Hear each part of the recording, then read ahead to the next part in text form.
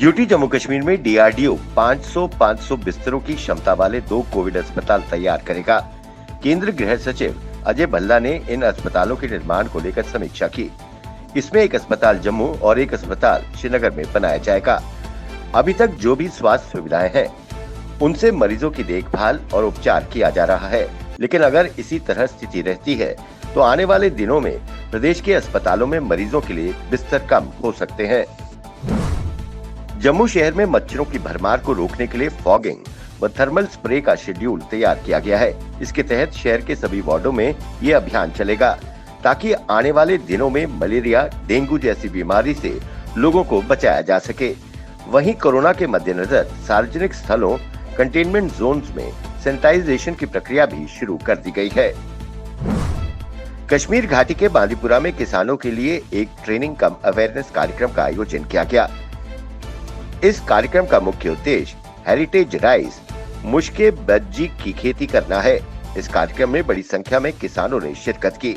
इस प्रोग्राम को सौकात कश्मीर द्वारा संचालित किया गया।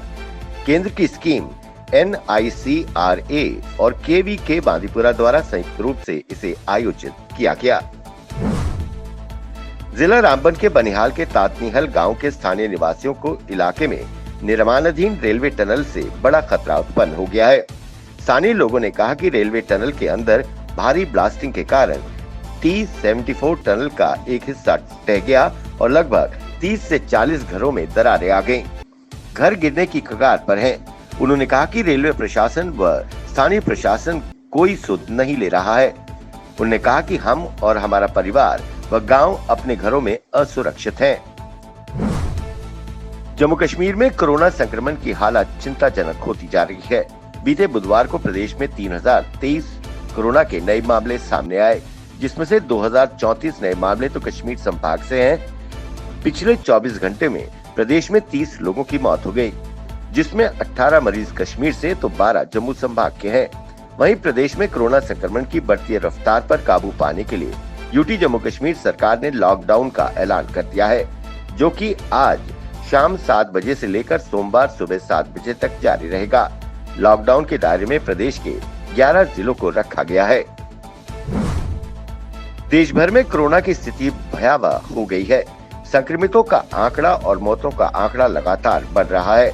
ऐसे में इस विपदा के बीच पश्चिम बंगाल के 1.5 महीने बाद आज के बाद चुनाव का शोर थम जाएगा। आज 35 सीटों पर वोटिंग होगी।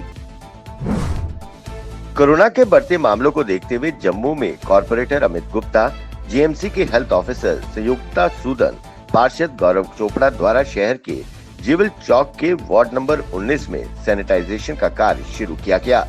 गली मोहल्लों में स्प्रे छिड़ककर पूरे इलाके को सैनिटाइज किया जा रहा है। जम्मू संभाग के जच्चा बच्चा अस्पताल SMGS के CMO forensic doctor Rajendra Thapa ने कहा है कि कोरोना संक्रमण की दूसरी लहर में सिंगल फेस मास्क न काफी है।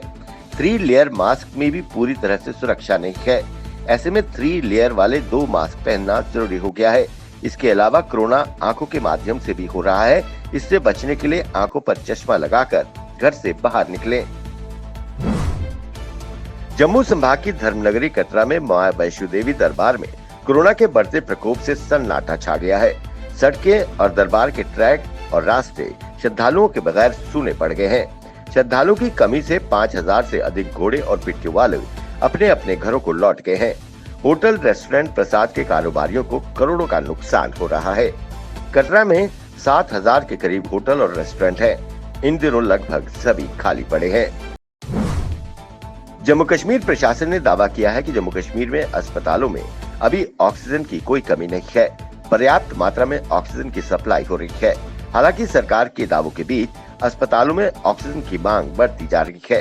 सरकार का कहना है कि अभी जम्मू कश्मीर के पास 54,500 क्यूबिक मीटर ऑक्सीजन सप्लाई हो रही है। इसमें 24,500 क्यूबिक मीटर अस्पतालों को और 30,000 क्यूबिक मीटर निजी उद्योगों को हो रही है। जम्मू के जाने माने व्यवसायी नागर सिंह उर्फ नागो के घर पर हुई फायरिंग के मामले में आरोपित कोट बलवाल जेल के सुपरिंटेंडेंट के ड्राइवर कुलदीप कुमार तथा जसबीर सिंह उर्फ काका की जमानत अर्जी को कोर्ट ने खारिज कर दिया है। इस मामले में गांधीनगर पुलिस ने इन दोनों के खिलाफ केस दर्ज किया है।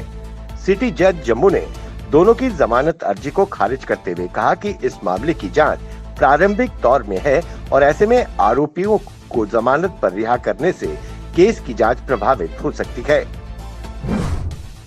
कोरोना संक्रमण के बढ़ते मामलों ने लोगों की नींद उड़ा दी है। विशेषकर उन लोगों की हालत खराब है जिन इलाकों को कंटेनमेंट जोन घोषित किया जा रहा है और मोहल्लों में तारबंदी करते हुए आवाजाही बंद की गई है। इन लोगों को राहत दिलाने के लिए प्रशासन ने कोरोना टेस्ट करने के लिए टीमों को मोहल्लों में भेजना शुरू कर दिया है ताकि हर किसी की जांच हो और कोरोना संक्रमित की पहचान कर शेष लोगों को राहत प्रदान की जा सके। करीब 1 साल पहले अस्पतालों में शुरू हुई निशुल्क जांच रिपोर्ट को कई अस्पतालों में गंभीरता से नहीं लिया जा रहा है। इन अस्पतालों में बहुत कम मरीजों को एक्सरे करवाने के बाद उनकी रिपोर्ट दी जाती है। उन्हें केवल एक्सरे देकर भेज दिया जाता है। इससे मरीजों में भी रोष है। स्वास्थ्य विभाग के एक अधिकारी के अनुसार उनका प्रयास रहता है कि सभी की रिपोर्ट दी जाए। कई बार ऐसा संभव नहीं हो पाता, मगर किसी भी मरीज को परेशानी नहीं होने दी जाती। लेकिन मरीजों का कहना है कि अधिकांश अस्पतालों में विशेषज्ञ डॉक्टरों की भारी कमी है।